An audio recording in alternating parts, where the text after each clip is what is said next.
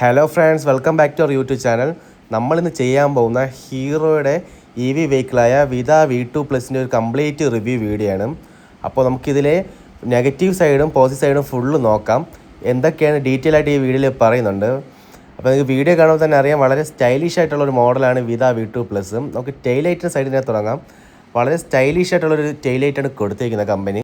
ടെയിലൈറ്റിനെ കുറിച്ച് എടുത്തു പറയാനുള്ള ഒരു കാര്യം എൻ്റെ DRലാണ്. DRൽ അത്യാവശ്യം നല്ല ഭംഗിയുണ്ട് കാണാനായിട്ട്. ബാക്കിൽ നിന്ന് വരുന്ന വണ്ടിക്ക് നല്ല അടിപൊളിയായിട്ട് അറിയാൻ പറ്റും. അത്യാവശ്യം നല്ല മോഡലാണ് ഹീറോ ചെയ്തേക്കുന്നത്.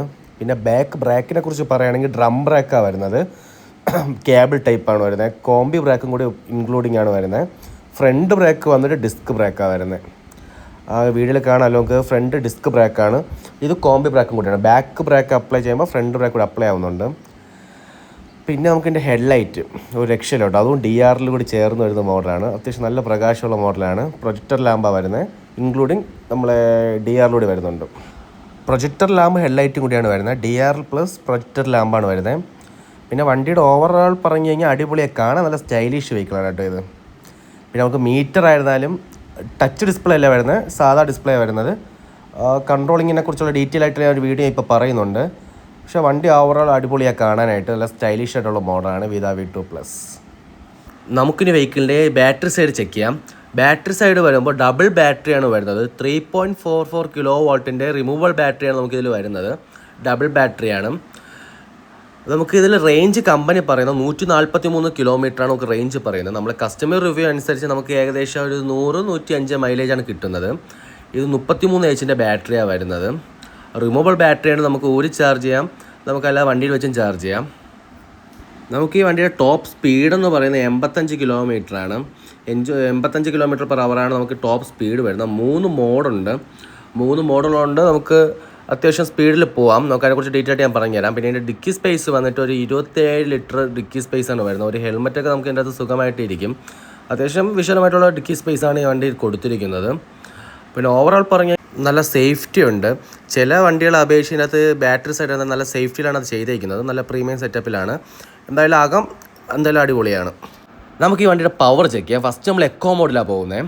എക്കോ മോഡ് മാക്സിമം ഒരു 44 സ്പീഡ് പോകുന്നു. രണ്ടാമത് നമ്മൾ പോകുന്നത് സിറ്റി മോഡാണ്. സിറ്റി മോഡിൽ അത്യാവശ്യം നമുക്കൊരു 55, 57, 60 സ്പീഡ് വരെയൊക്കെ പോകുന്നുണ്ട്. ലാസ്റ്റ് മോഡാണ് സ്പോർട്സ് മോഡ്. സ്പോർട്സ് മോഡിൽ അന്യായ പവറാണ്. ഒരു രക്ഷയില്ല പവർ. മാക്സിമം സ്പീഡ് ഒരു 85 വരെ പോകത്തുള്ളൂ. പക്ഷേ അടിപൊളിയാണ്, നല്ല പവറുണ്ട്. സ്പോർട്ടിന് അടിപൊളിയായിട്ട് പോകുന്നുണ്ട്. പിന്നെ നമ്മൾ തേര് കയറിയ സമയത്ത് എക്കോ മോഡിൽ നമുക്ക് തേര് 2 വെച്ച് കയറാൻ കുറച്ച് പാടാണ്. ആ സമയത്ത് നമുക്ക് മോഡ് ചെയ്താൽ മാത്രമേ അത്യാവശ്യം പവർഫുള്ളായിട്ട് കയറത്തുള്ളൂ. എന്തായാലും പവറിൻ്റെ കാര്യത്തിൽ വണ്ടി അടിപൊളി, ഒരു രക്ഷയില്ല. പിന്നെ നമുക്ക് മീറ്ററിൽ തന്നെ നമുക്ക് എത്ര കിലോമീറ്റർ ഓടും എന്നുള്ള റേഞ്ചും കാര്യങ്ങളെല്ലാം കാണിക്കുന്നുണ്ട്. അത്യാവശ്യം നല്ല അഡ്വാൻസ് ഫീച്ചേഴ്സ് ഉള്ള മോഡലാണ്.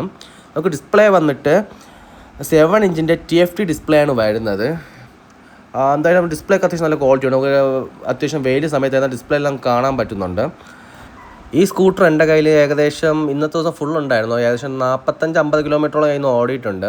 അപ്പോൾ എനിക്കിതിൽ പോരായ്മയായിട്ട് എനിക്ക് തോന്നിയൊരു കാര്യം എന്താണെന്ന് വെച്ചാൽ, എനിക്ക് അത്യാവശ്യം ബാക്ക് പെയിൻ തോന്നി ഇത് ഓടിച്ചപ്പോൾ. കാരണം ഇത് ഇപ്പോൾ ഈ പുള്ളി എൻ്റെ ഫ്രണ്ടാണ്. അപ്പോൾ പുള്ളി ഓടിക്കുമ്പോൾ തന്നെ കാല് കണ്ടോ, പുള്ളി അല്പം സൈസുണ്ട്. കാല് ഏകദേശം നമ്മളെ ത്രോട്ടിൻ്റെ സൈഡ്, അതായത് ഹാൻഡ് നല്ല ഒടിക്കുകയാണെന്നുണ്ടെങ്കിൽ കാലിലൊന്ന് തട്ടും. അപ്പോൾ എനിക്ക് പൊസിഷൻ കുറച്ചുകൂടി ഒന്ന് ബെറ്റർ ആക്കി കൊള്ളാമെന്നുണ്ട് ഈ ബൈക്കിൽ. അതെനിക്കൊരു പോരായ്മയായിട്ട് തോന്നി. കാരണം നമ്മൾ ഓടിക്കുന്ന സമയത്ത് നല്ല രീതിക്ക് ഹാൻഡിൽ ഒടിക്കുകയാണെന്നുണ്ടെങ്കിൽ കാലിൽ തട്ടുന്നുണ്ട്. കാലിൻ്റെ മുട്ട് ഭാഗത്തൊന്നും തട്ടുന്നുണ്ട്.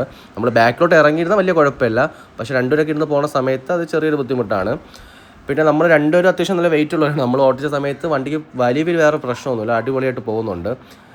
സ്പോർട്ട് മോഡ് എന്ന് പറഞ്ഞാൽ ഒരു രക്ഷയില്ല, അടിപൊളിയാണ്. പിന്നെ നമ്മൾ ഇതിൻ്റെ മോട്ടർ പവർ വന്നിട്ട് 6 kW മോട്ടർ പവറാണ് വരുന്നത്. ഏകദേശം 25 Newton പവറിലായത് ടോർക്കാണ് വരുന്നത്. എന്തായാലും വണ്ടിയുടെ കാര്യത്തിൽ ഓവറോൾ പറഞ്ഞു കഴിഞ്ഞാൽ പവറിലും കാര്യത്തിലും നേരെ കുഴപ്പമില്ല. നമുക്ക് റേഞ്ച് എനിക്കൊരു 105 എന്നുള്ളതൊരു 130 വരെ കിട്ടിയാൽ കൊള്ളാം എന്നുള്ളൊരു അഭിപ്രായം എനിക്കുണ്ട്. വേറെ കാര്യത്തിലെല്ലാം ഓക്കെയാണ്.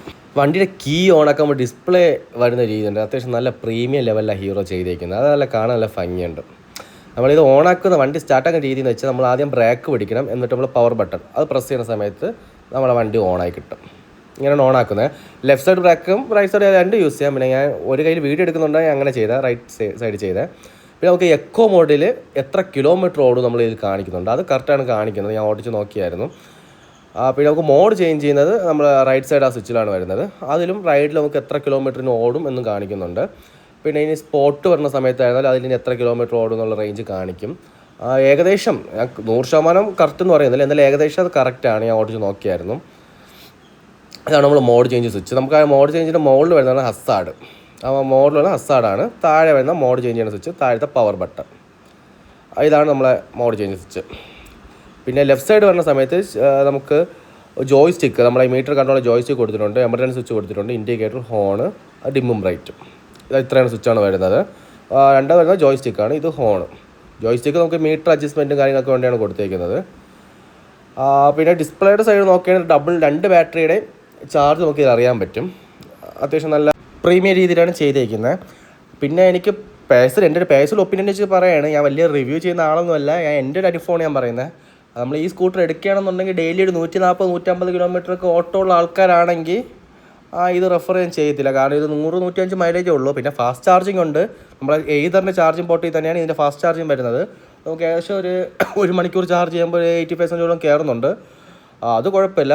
പക്ഷേ നമ്മൾ 150 കിലോമീറ്റർ കണ്ടിന്യൂസ് ഓട്ടോ ഉള്ള ആൾക്കാരാണെങ്കിൽ നമുക്ക് കുറച്ച് പാടാണ്. 105 മൈലേജ് ഉള്ളൂ. അത് പോയിട്ട് നമുക്ക് നോർമൽ ചാർജിങ് ചെയ്യണമെങ്കിൽ 2 ബാറ്ററി ചെയ്യുമ്പോൾ 8 മണിക്കൂർ മേലെ എടുക്കുന്നുണ്ട് ചാർജ് കയറാനായിട്ട്. ഫാസ്റ്റ് ചാർജിങ് ചെയ്യുന്നത് ബെറ്റർ എന്ന് ഞാൻ പറയത്തില്ല. കാരണം എപ്പോഴും ഫാസ്റ്റ് ചാർജ് ചെയ്താലും കംപ്ലയിൻറ്റ് വരും ബാറ്ററിക്ക്. പിന്നെ നോർമൽ ചാർജിങ് ഏകദേശം ഒരു 8-9 മണിക്കൂർ എടുക്കുന്നുണ്ട്. അതുകൊണ്ട് അത് നോക്കി എടുക്കുക. എന്തെങ്കിലും ഡൗട്ട് ഉണ്ടെങ്കിൽ നമ്മളെ കോൺടാക്റ്റ് ചെയ്യുക. ഇനി വേറൊരു വീഡിയോ ആയിട്ട് നമുക്ക് കാണാം. Thank you.